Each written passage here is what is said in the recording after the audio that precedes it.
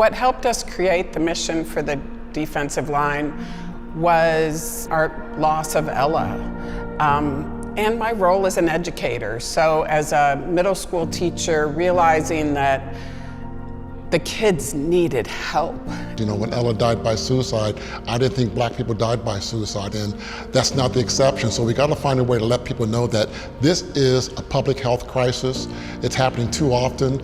It is preventable, and we wouldn't want anybody else to go through the pain that we went through in losing Ella. The thing that really struck me when I started working with the defensive line was how many people were interested in their story, and the multitude of organizations that were connecting with the defensive line really spoke to the need for the work that they were doing. What makes the defensive line unique to me is just their connection. Obviously they have a passion for this, for what they do in this work. And I've seen them, like I said, they came to our campus, I've seen them connect that passion to athletics. I've seen them connect that passion to faculty, to staff, to counseling center. So their message really resonates in the way they present it. It is such a genuine and real way. The mission of the defensive line is obvious. The prevention of youth suicide and mental health is such a pressing issue in society. We have a lot of these outside pressures that come in from social media, from peers and other areas, and having ways to deal with that to protect human life, I don't know how you couldn't get behind that mission. I truly think that the work of the defensive line is very unique and special, because we're not coming to you as mental health professionals. We're not coming to you as people who have done this their whole lives. We're people who have been affected by a tragedy, and this has motivated us to change the world in a better way.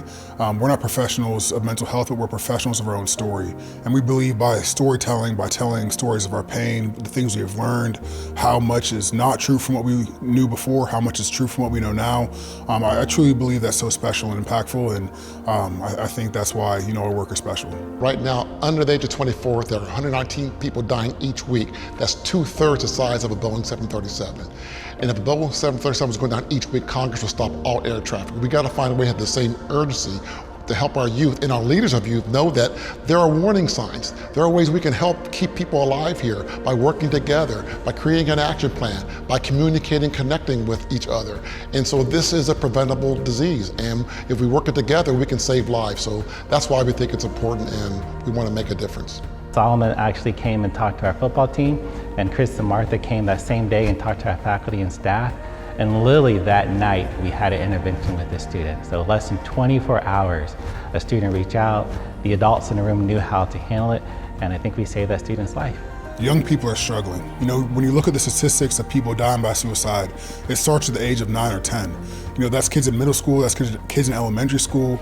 That's such a young age of kids who are struggling. And that's why the work needs to be talked about right now, because, if we start with our kids, they'll be in a better place to, help their friends out, or to influence their parents to learn more about mental health. This work matters to young people right now. Just in general, mental health, especially suicide prevention, young adults are the second highest demographic of a suicide attempt. And if you think for colleges, right now, the students who are coming into college, they were in middle school during the pandemic. So they had what we call a lot more adverse childhood experiences. And the more of those experiences that a person have, the more distress they have, the more trauma they have, and so it makes it more likely that they might actually attempt suicide. So this work is very important. Whatever snippet of their message that you hear, whether it's okay to not be okay, whether it's the 988 number, or it's the entire workshop with the D lines, you will walk away having a tool to help other people if they are feeling stressed, if they are feeling like they might want to take their life, harm themselves in any way. If you hear them speak, you will know how to help somebody in need.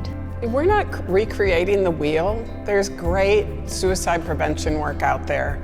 But I think by using our own story, by using our vulnerability, we're able to reach people at a different place. So when people hear our story, they're allowed to open up and hear it from a different perspective than sitting in the room trying to memorize what the warning signs may look like or what numbers you should call in a crisis. We are vulnerable, we are real.